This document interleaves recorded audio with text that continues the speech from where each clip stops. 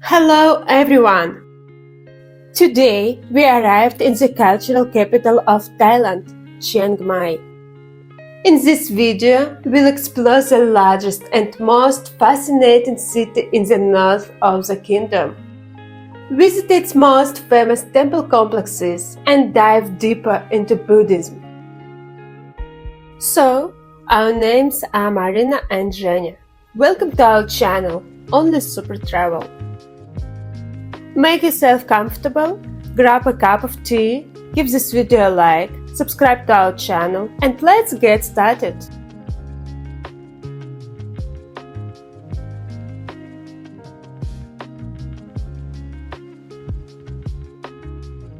Right now, you can see the first temple we visited in Chiang Mai, Wat Phra Singh Woramahawihan.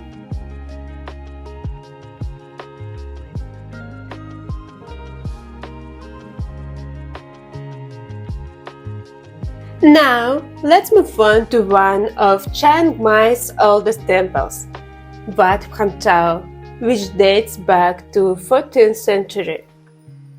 In the 19th century, new temple buildings were constructed using materials from the dismantled former royal palace.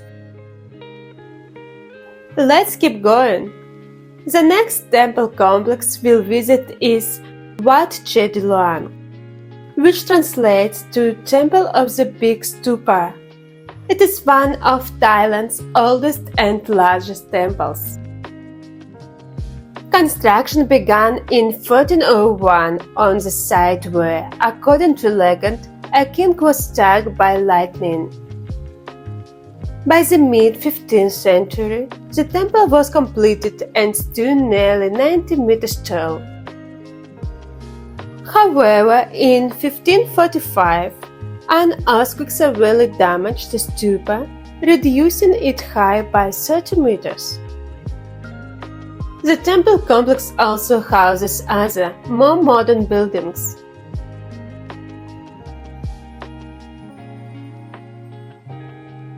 This temple is particularly famous because it holds the body of a monk, a master of meditation. It is said that over 40 years ago, through deep meditation, he reached Samadhi, a state close to nirvana.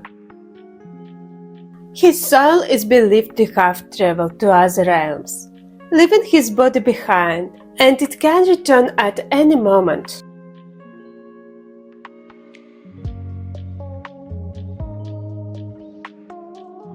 By the way, don't forget that when visiting temples, you must wear modest clothing, covering your shoulders and knees.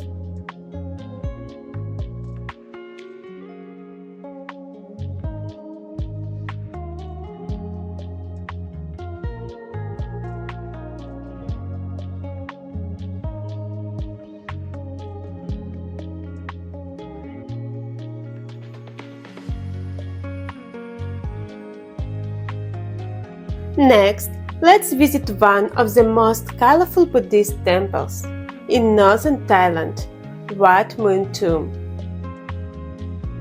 This temple isn't featured in tourist guides, so visitors usually discover it by accident.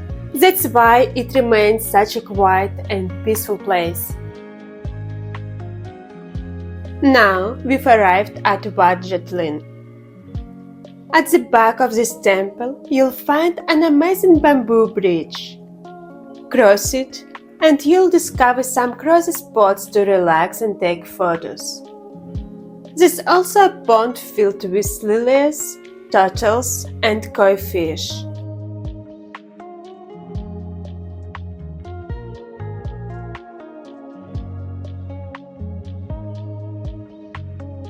Time for lunch. We went to one of our favorite spots in Chiang Mai, Taiwanese food ginger dumplings.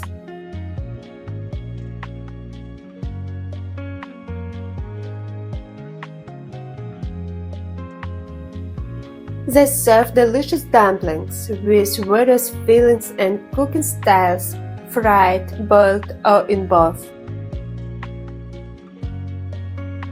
We highly recommend trying it at least once. Our meal for two, including 3 dishes and 2 drinks, cost 335 baht.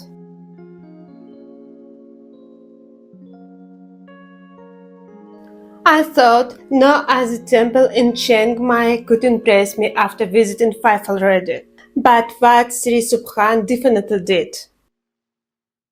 Firstly, it's almost entirely decorated in silver. Secondly, in addition to Buddhist statues and engravings, the temple features non-Buddhist motifs, which is quite unusual for Thailand. At the entrance, statues from both Buddhism and Hinduism welcome visitors, something very rare in Thai temples. However, according to ancient Buddhist traditions, women are not allowed inside.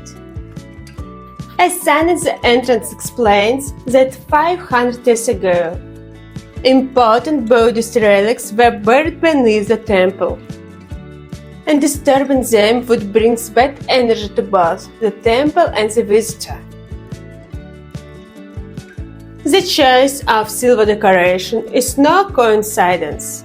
Wat Sri Subhan was founded in 1502 as the main temple for a village of silversmiths. Unfortunately, little remains of the original structure, as it was almost completely destroyed during invasions. The temple's silver decorations were only added in 2006, and since then, it has become famous as the Silver Temple.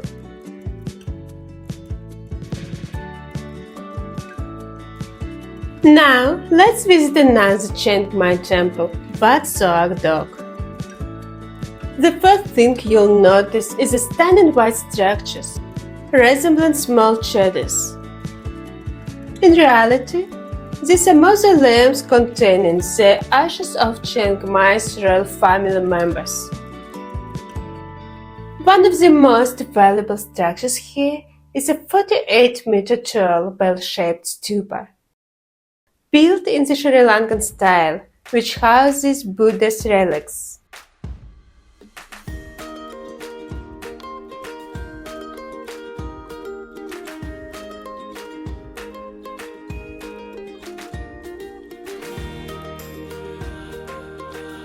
The next temple on our list is Wat Lok Mole, which has a deep historical connection to Chiang Mai's royal family.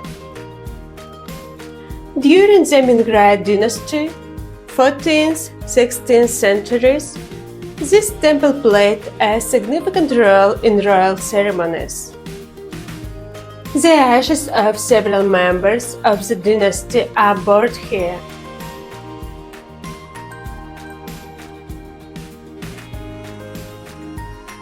Today, the temple hosts various religious festivals throughout the year.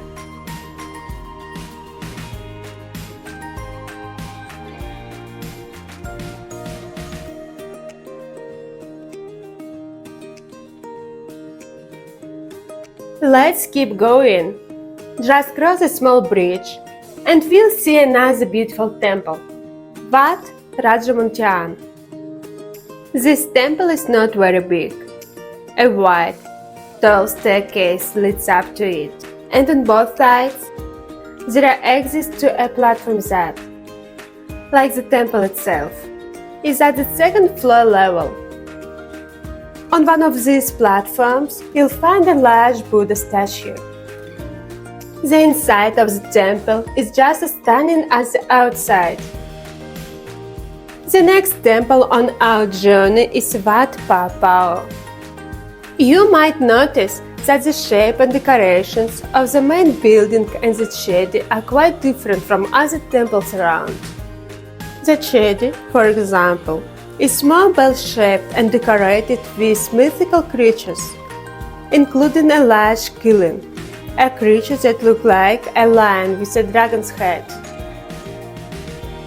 Let's walk a little further. Right now, you can see one of the oldest temples in Chiang Mai, Wat Chedi. Its exact age is unknown. This temple is special because, according to tradition, every king of Chiang Mai would spend time here before ascending the throne. In total, Chiang Mai has over 300 temples and temple complexes. You could explore them endlessly. Now, let's head to the Three Kings Monument. According to legend, these three kings worked together to establish Chiang Mai in the late 13th century. The monument celebrates their cooperation, friendship, and the founding of the Lana Kingdom's capital. Just look at how beautiful the temples are at night. We are now exploring Wat Bukharam.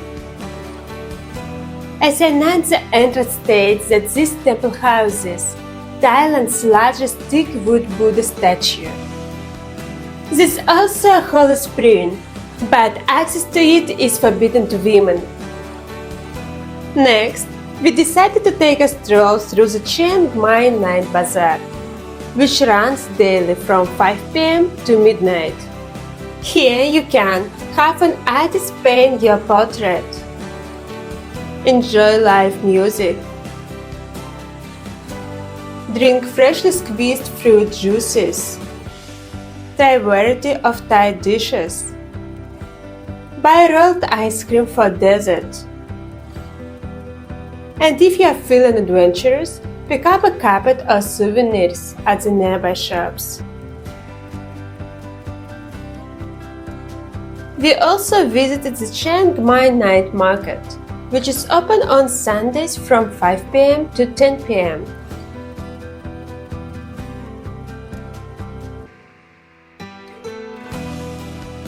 Finally, we visited Niman Hai Min Road, Chiang Mai's most stylish and modern district. In the end, I have to say, Chiang Mai feels completely different from the Thailand we all know. To me, it resembles Laos more than Thailand. For those who prefer cultural travel, Chiang Mai is a perfect destination. Thank you for watching. Don't forget to like, subscribe and leave a comment. See you in the next adventure.